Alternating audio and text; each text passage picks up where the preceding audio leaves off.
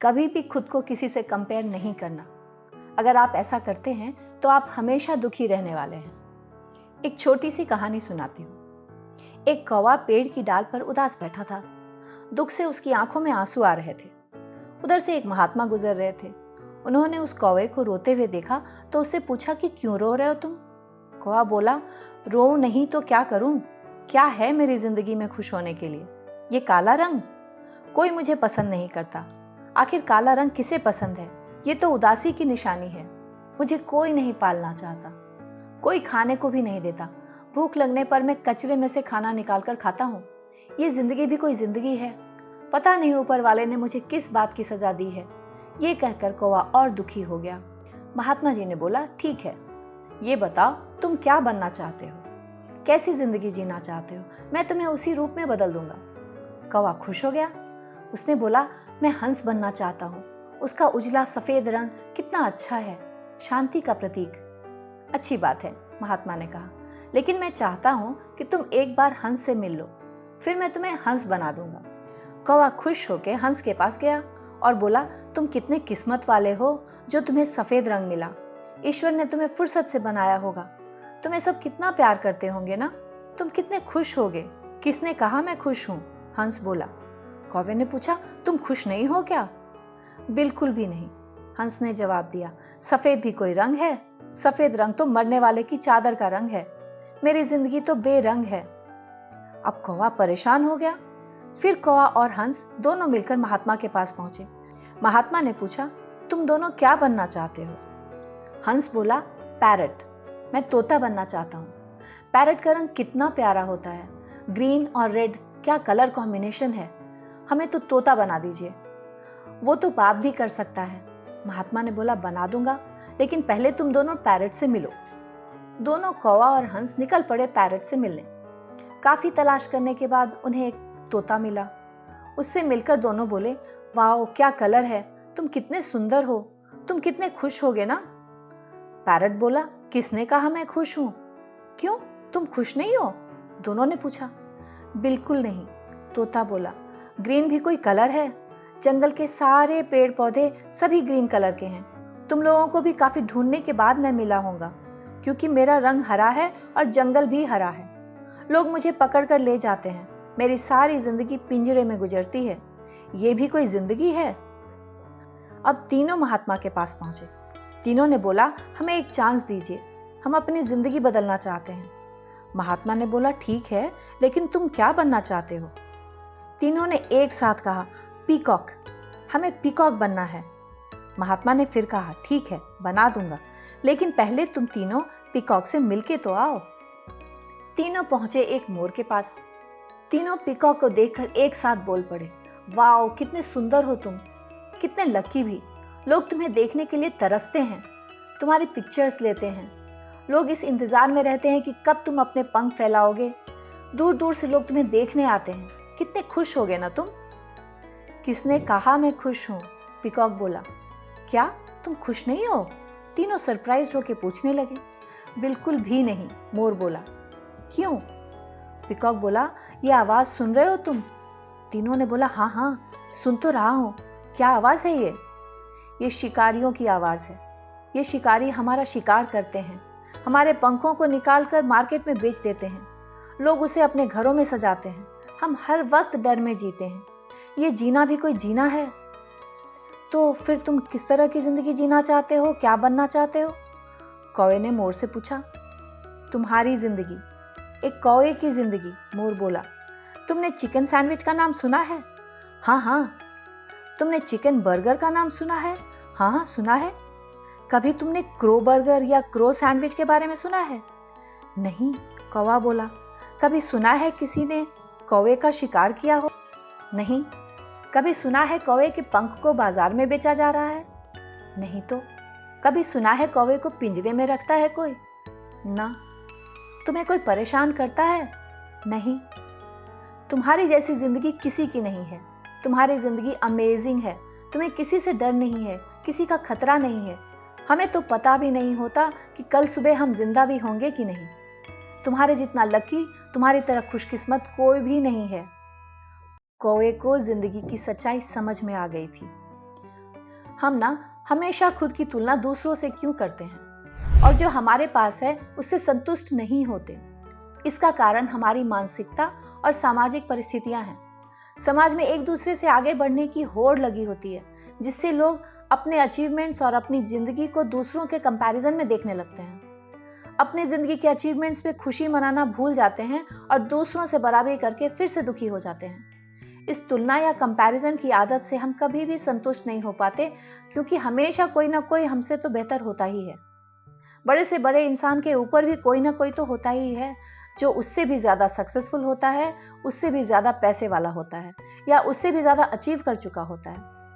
दूसरी बात ये कि हमें उनकी सिर्फ उपलब्धियों का पता होता है, हमें ये नहीं पता होता कि उसके भी अपनी तरह के अलग परेशानियां हैं। दोस्तों, अपने आप में हम सब यूनिक हैं। आप यूनिक हो। आपकी यूनिकनेस को बना के रखना, क्योंकि आप सबसे अलग हो। जो खूबियां आप में है वो किसी और में नहीं है। बुद्धिज्म कहता है कंपैरिजन में कोई प्रॉब्लम नहीं है, अगर आप कंपैरिजन को सेल्फ मोटिवेट करने के लिए यूज करते हैं, खुद को इंप्रूव करने के लिए, बेहतर बनाने के लिए यूज करते हैं तो। कंपैरिजन बुरा तब होता है जब हम उसे नेगेटिव वे में यूज करते हैं, कंपेयर करके खुद को नीचा और बुरा फील करते हैं।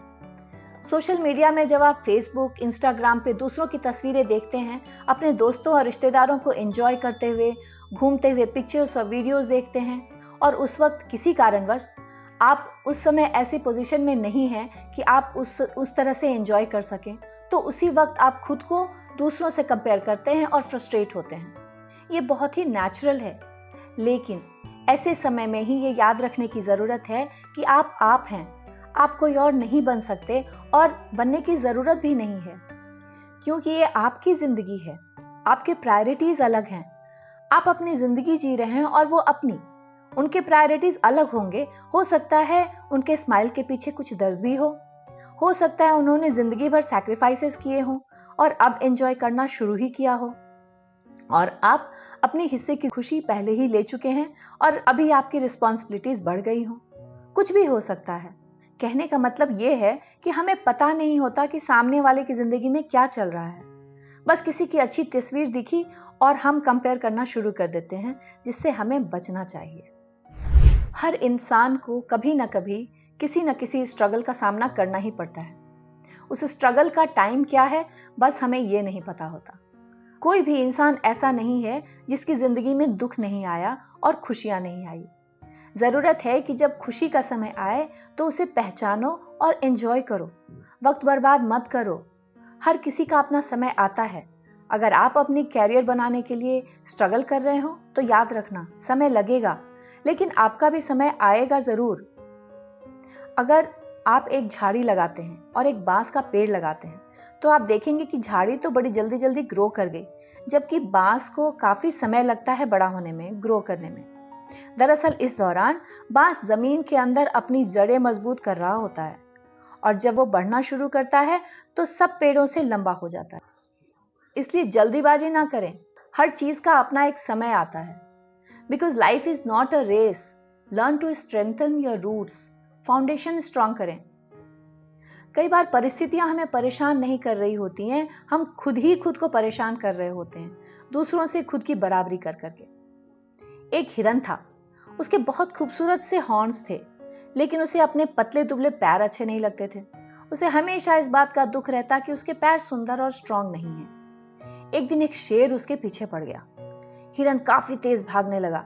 उसे उस वक्त अपने पतले पैरों की अहमियत समझ में आई। उसे समझ आया कि जिसे वह अपनी कमी समझ रहा था, एक्चुअल में उसकी खूबी थी।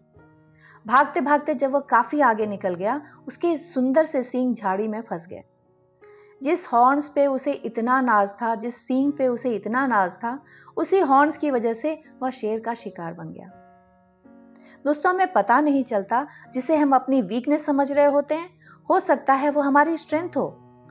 इसलिए हमें ब्लेस्ड फील करना चाहिए जो हमें ऊपर वाले ने दिया है। दुनिया में कोई दो इंसान एक जैसे नहीं होते। इवन ट्विंस के भी अलग अलग नेचर, बिहेवियर और कैरेक्टरिस्टिक्स होते हैं। कई बार सक्सेसफुल लोगों को देख के, उनकी शान शौकत, उनके खर्च करने की कैपेसिटी को देखकर हम खुद को कोसते रहते हैं कि हमारे पास इतना सब कुछ क्यों नहीं है, ईश्वर ने हमें उनके जितना लकी क्यों नहीं बनाया। लेकिन हम ये जानने की कोशिश नहीं करते कि वो इतने सक्सेसफुल बने कैसे। सफल बनने से पहले उन्होंने कितने पापड़ बेले, कितनी तकलीफें सही, कितनी रातें जगे। हम उनके सैक्रिफाइसेस को नहीं देखना चाहते जो सक्सेसफुल बनने के लिए उस इंसान ने उठाई है।